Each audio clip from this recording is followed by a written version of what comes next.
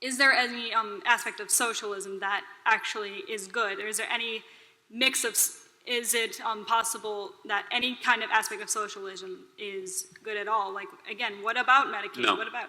No, so it's based in collectivism. It's based in the idea that I could take a gun to your head and take money away from others. Socialism is a creed of greed and of envy and of societal malpractice. And it violates every single one of the things that I talked about earlier of basic condition of human rights and private property and free exchange of ideas. And to that extent, socialism has been implemented over 100 times in the last 100 years, neo-Marxist socialist ideas, and the incalculable death toll speaks for itself. You have 100 million people killed in the last 100 years.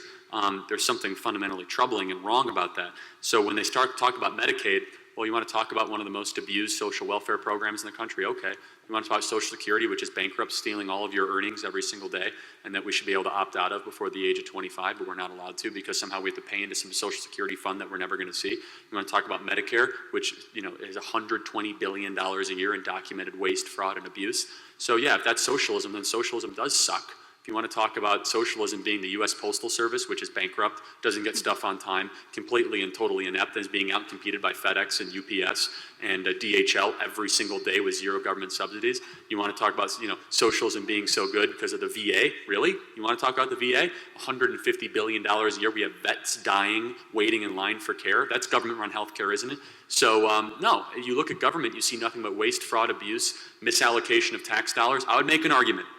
I make this argument. If we abolished every social welfare program and substantially and dramatically lowered taxes, you would see an explosion of private charity and philanthropy that would more effectively and more morally take care of our citizens than all of these government welfare programs combined over the last decade. Combined. And you would see an explosion of people taking care of people.